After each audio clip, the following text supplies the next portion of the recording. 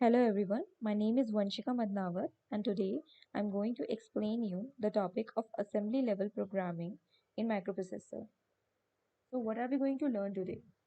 First we will understand what is programming and then we will discuss the topic of assembly language and machine language in which we will understand the basic difference between both of these. Then we will move on to the topic of the basic instructions in which we will discuss the various instructions which we use for programming in microprocessor. And then we will make some basic programs and learn how to implement them in order to gain a deeper understanding of the concept. So first question is, what is programming? Programming क्या होती है? Programming refers to the process of creating sets of instructions or commands for a computer or other computational devices to perform a specific task or solve problems. It involves writing code using a programming language that is understandable by both humans and computers. So programming actually में हमारा एक code को लिखना होता है एक particular task को perform कराने के लिए। तो जिस कोड को हम लिखते हैं उसको हम प्रोग्राम कहते हैं और जिस लैंग्वेज का हम यूज़ करते हैं इस प्रोग्राम को लिखने के लिए उसको हम प्रोग्रामिंग लैंग्वेज कहते हैं। और क्योंकि कंप्यूटर्स और ह्यूमंस दोनों डिफरेंट लैंग्वेजेस को समझते हैं तो इसलिए उन दोनों जिस लैंग्वेज का हम यूज़ कर रहे हैं वो दोनों समझें वो हमारे लिए बेटर होता है। तो इसलिए हम जिस भी प्रोग्रामिंग लैंग्वेज का यूज़ करते हैं हम ये ध्यान देते हैं कि वो कंप्यूटर भी समझ सके और हम भी समझ सकें। The programs are created by the software developers or programmers who use their knowledge of programming, languages, algorithm, and problem-solving techniques to design, implement, and test the software solutions. The goal of programming is to provide step-by-step instructions to a computer that can be executed to produce the desired output or behavior. तो हमारे जो programmes होते हैं वो generally software developers या programmers लिखते हैं अपनी नॉलेज के अकॉर्डिंग एक स्पेसिफिक टास्क को इम्प्लीमेंट कराने के लिए। हमारा जो बेसिक गोल होता है प्रोग्रामिंग का वो होता है हमारा एक step by step instruction format को क्रिएट करना एक पर्टिकुलर आउटपुट को जनरेट करने के लिए। हमारा नेक्स्ट टॉपिक है assembly language and machine language. हमारी मशीन लैंग्वेज क्या होती है सबसे पहले हम वो जानेंगे। Machine language is a binary representation of instructions and data that the microprocessor directly understands and executes. It consists of zeros and ones, making it difficult for humans to read and understand. तो machine level language basically हमारी language होती है zeros और once की, मतलब binary representation की, जो हमारा कंप्यूटर समझ सकता है। ये हमारे लिए समझना बहुत ज़्यादा टफ हो जाता है क्योंकि ज़ीरो और वंस के बहुत सारे कॉम्बिनेशंस होते हैं जिनके डिफरेंट मीनिंग्स होते हैं और वो हमारे लिए याद रखना बहुत मुश्किल होता है। इसलिए कम्युनिकेशन को इंक्रीज करने के लिए हार्डवेयर लेवल पर हमने एक दूसरी लैंग्वेज का यूज़ किया, assembly language. Assembly language on the other hand uses mnemonic instructions and symbols to represent the machine language instructions in a more readable and understandable format. It serves as a bridge between the complex binary machine language and a human programmers, allowing for easier programming and maintenance while retaining the control over the low-level hardware operation. इसका मतलब ये है कि जो हमारी assembly level programming language होती है उसमें हम नेमोनिक्स का यूज़ करते हैं हम प्रोग्रामिंग को करने के लिए। मतलब हम छोटे छोटे वर्ड्स उन्हें दे देते हैं जिनका मतलब हमें समझ आता है और उसके अकॉर्डिंग हमारा कंप्यूटर भी उनको डिकोड करके समझ सकता है। इससे हमारा कम्युनिकेशन हमारे कंप्यूटर के साथ हार्डवेयर लेवल पे इंक्रीज हो जाता है।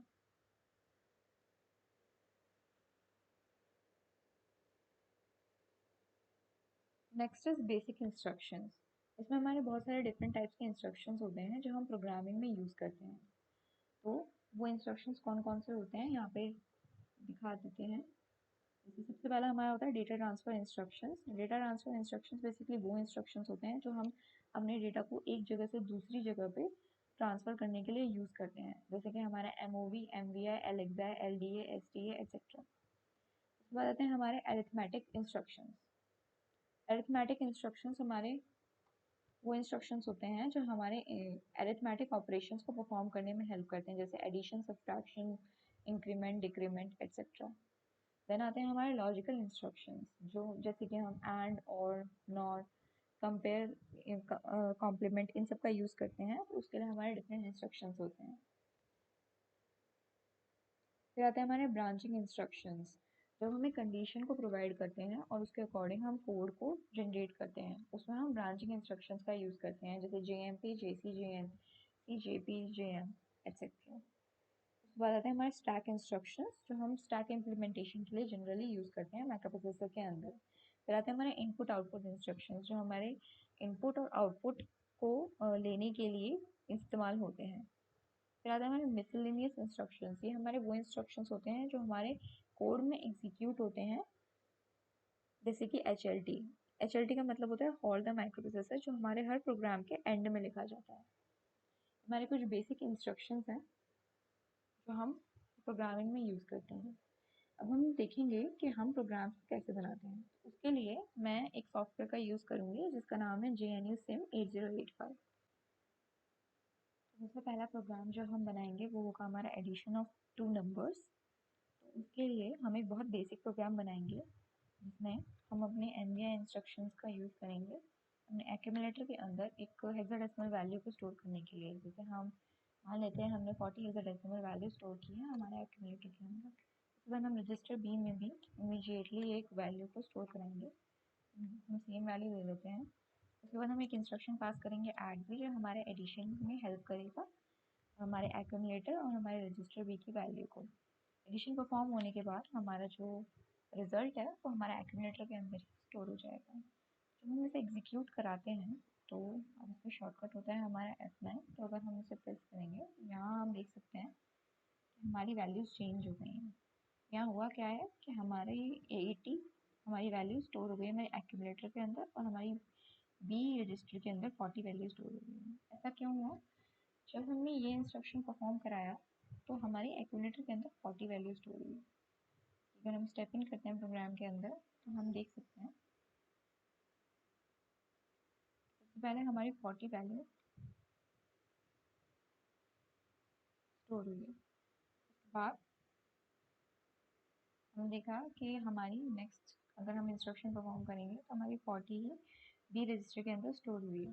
उसके बाद हमने दोनों का एडिशन किया है और उसके बाद हमारे एक्यूमुलेटर के अंदर 80 वैल्यू स्टोर हुई है, और उसके बाद हमने हॉल्ट कर दिया है प्रोग्राम को। That's it for our first program. अब हम देखेंगे कि अगर हमें इसी प्रोग्राम को अगर हमें मेमोरी के थ्रू एग्जीक्यूट कराना है तो हम वो कैसे कर सकते हैं। तो अगर हम दो नंबर्स का एडिशन करा रहे हैं और उसको मेमोरी के थ्रू एग्जीक्यूट करा रहे हैं तो उसके लिए हम प्रोग्राम कैसे बनाएंगे, अब हम वो बनाते हैं। तो सबसे पहले हम MVI इंस्ट्रक्शन का यूज़ करेंगे और एक्यूमुलेटर के अंदर एक वैल्यू को स्टोर कराएंगे। उसके बाद उस सेम वैल्यू को हम एक मेमोरी लोकेशन पे जाकर स्टोर कर देंगे, जिसके लिए हम STA कमांड का यूज़ करेंगे, जो होता है हमारा store the accumulator value into a memory location. उसके बाद हम एक और बार हमारी MVI कमांड का यूज़ करेंगे और एक डिफरेंट वैल्यू को स्टोर कराएंगे हमारे एक्यूमुलेटर के अंदर, और फिर उस वैल्यू को हम सीधा डायरेक्ट एक मेमोरी लोकेशन असाइन कर देंगे जहाँ पे हम उसे स्टोर कर देंगे। उसके बाद हम लोड करेंगे हमारी जो स्टोर्ड वैल्यू है उसको। मान लेते हैं कि हमने जो स्टोर किया है हमारी 2000 लोकेशन पे, हम उसे एक्यूमुलेटर में लोड करा रहे हैं, तो हम LDA 2000 पास करेंगे। उसके बाद हम मूव करेंगे हमारी रजिस्टर में एक्यूमुलेटर की वैल्यू, मतलब जो इस कमांड से क्या होगा कि जो वैल्यू हमारी एक्यूमुलेटर के अंदर स्टोर है अब वो B के अंदर शिफ्ट हो जाएगी। वो जो हमारा 50 मेमोरी लोकेशन 2000 पे स्टोर था उसको हमने सबसे पहले एक्यूमुलेटर पे लोड कराया, उसके बाद उस वैल्यू को हमने B रजिस्टर के अंदर ट्रांसफ़र करा। अब हम LDA करेंगे 2000 मेमोरी लोकेशन से, मतलब हम 2001 मेमोरी लोकेशन पे जो भी डेटा है उसको एक्यूमुलेटर के अंदर लोड करा रहे हैं। उसके बाद हम एडिशन करेंगे रजिस्टर B के अंदर जो भी वैल्यू स्टोर है और हमारे एक्यूमुलेटर के अंदर जो भी वैल्यू है उन दोनों का। उसके बाद हम जो भी रिजल्ट आएगा उसको एक थर्ड लोकेशन पे स्टोर करा देंगे। उसके बाद हम हॉल्ट कर देंगे अपना प्रोग्राम, यहाँ पे हमारा प्रोग्राम टर्मिनेट हो जाएगा। तो ये बेसिक फंक्शन है, अगर हम इसे एग्जीक्यूट कराते हैं तो ये हमारा रिजल्ट आएगा। अब इसके अंदर क्योंकि हम मेमोरी से पूरा प्रोसेस करा रहे हैं, हम मेमोरी में जाएंगे और 2000 एड्रेस पे एज हम काम कर रहे हैं हम वहाँ जाके देखेंगे हमारी वैल्यूज़ यहाँ पे आ चुकी हैं। जैसे कि हमने देखा कि हमारे 2000 पे हमारी 50 वैल्यू स्टोर हुई, उसके बाद हमारी 2001 पे हमारी 30 वैल्यू स्टोर हुई और दोनों वैल्यूज़ का एडिशन होके हमारी तीसरी लोकेशन पे उन दोनों का सम स्टोर हुआ जो कि हमारा 80 था। That's it for our second program. अब हम अपने प्रोग्राम में एक और चेंज लेकर आते हैं कि इन केस हमारे एडिशन ऑफ टू नंबर्स में एक कैरी जनरेट होता है तो उस केस में हम क्या करें। तो हमें एक ऐसा प्रोग्राम लिखेंगे जो अगर हमारा कैरी जनरेट हो रहा है तो हमारे किसी एक रजिस्टर की वैल्यू को एक से इंक्रीमेंट करा देगा। ठीक है, तो उस केस में हम प्रोग्राम कैसे लिखते हैं। हम सबसे पहले एक्यूमुलेटर की वैल्यू में एक्यूमुलेटर में वैल्यू को स्टोर कराते हैं, डेसिमल वैल्यू ले रहे हैं और उसके बाद फिर हम एक मेमोरी लोकेशन असाइन करते हैं। स्टोर कर रहे हैं एक्यूमुलेटर की वैल्यू को 2000 मेमोरी लोकेशन पे, हमारी जो 150 वैल्यू है 1000 मेमोरी लोकेशन पे स्टोर हो जाएगी।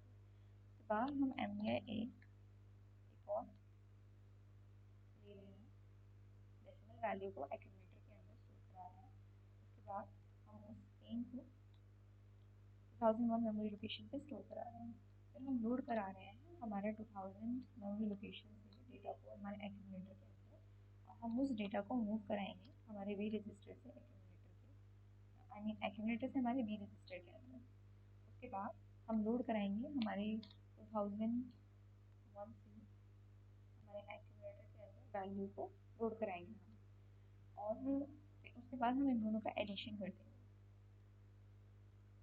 अब इस अब यहाँ तक अगर हमारा कोई भी कैरी जनरेट हो रहा है तो उस केस में हम अपने रजिस्टर की वैल्यू को एक से इंक्रीमेंट कराना चाहते हैं। मैं यहाँ पे डी रजिस्टर की वैल्यू को इंक्रीमेंट कराना चाहती हूँ, इसके लिए हम ब्रांचिंग ऑपरेशन का यूज़ कर सकते हैं, जैसे कि J N C is jump if not carry, मतलब अगर कोई भी कैरी जनरेट नहीं हो रहा है तो उसके बाद तो हम एक लेबल का नाम देते हैं जैसे नेक्स्ट, और तो अगर हमारा कैरी नहीं जनरेट होगा तो फिर हमारा वो नेक्स्ट लेवल के ऊपर जंप कर जाएगा।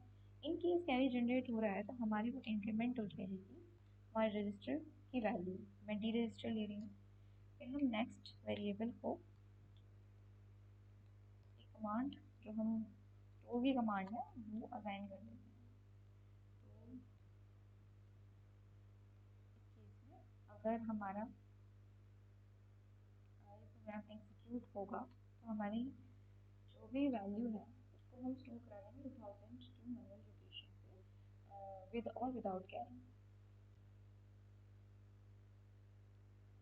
केस में हमारा प्रोग्राम कैसे वर्क कर रहा है, सबसे पहले हमने क्या किया, हमारे एक्यूमुलेटर के अंदर 150 डेसिमल वैल्यू को स्टोर कराया है, फिर उस 150 वैल्यू को 2000 मेमोरी लोकेशन के अंदर स्टोर कराया है। उसके बाद हमने एक्यूमुलेटर के अंदर 200 वैल्यू को स्टोर कराया है, फिर सेम वैल्यू को हमें 2001 मेमोरी लोकेशन पे स्टोर कराया है। फिर उसके बाद हमने एक्यूमुलेटर में लोड किया 2000 के अंदर जो कि 150 वैल्यू है उसको एक्यूमुलेटर के अंदर लोड करना है। फिर हमने बी रजिस्टर के अंदर 150 वैल्यू को ट्रांसफर कराया है टू एक्यूमुलेटर, देन हमने लोड कराया है एक्यूमुलेटर को 2001 जो कि 200 वैल्यू है उसको। उसके बाद हम दोनों का एडिशन कर रहे हैं ऐड कमांड से, एंड उसके बाद हम एक ब्रांचिंग ऑपरेशन का यूज़ कर रहे हैं J N C. Just in case अगर हमारा कैरी जनरेट होता है तो फिर वो हमारे इंक्रीमेंट कर देगा हमारे डी रजिस्टर की वैल्यू को, और अगर ऐसा कैरी जनरेट नहीं होता है तो हमारे नेक्स्ट लेवल पे चला जाएगा और नेक्स्ट लेवल हमारा कह रहा है कि हमें स्टोर करानी है हमारी जो भी वैल्यू है उसे 2000 की मेमोरी लोकेशन पे। तो हम इसे एग्जीक्यूट कराते हैं।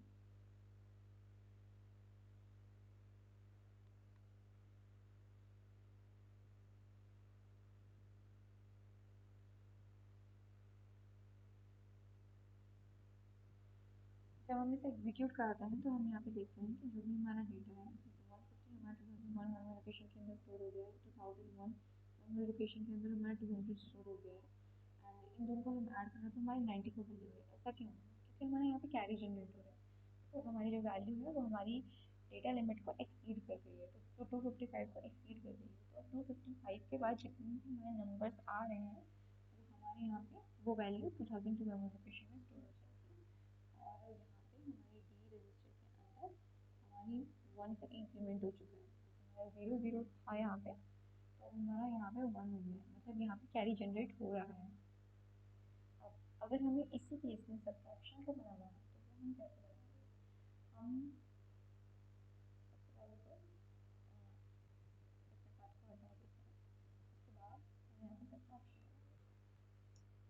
0 से सब्ट्रैक्शन और 50 8 बिट नंबर। तो अगर हम एग्जीक्यूट कराते हैं तो हमारे यहाँ पे 50 वैल्यू आ जाती है।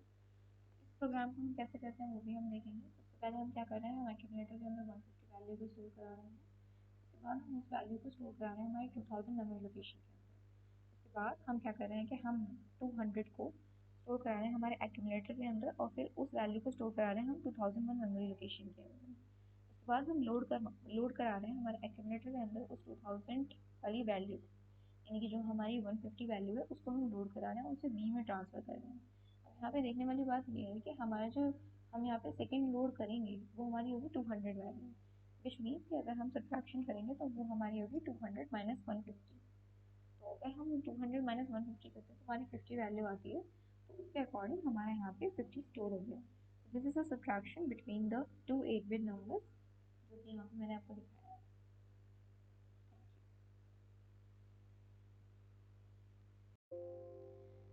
तो जैसा कि हमने देखा कि हमने यहाँ पे अपने डिफरेंट प्रोग्राम्स को एग्जीक्यूट कराया है और उनको इम्प्लीमेंटेशन समझा है। तो यहाँ पे हमने जो बेसिक प्रोग्राम्स कवर किए हैं वो एडिशन एंड सब्ट्रैक्शन के हैं। I hope you understand them. And हमने अपने यहाँ पे सारे टॉपिक्स कवर कर लिए हैं।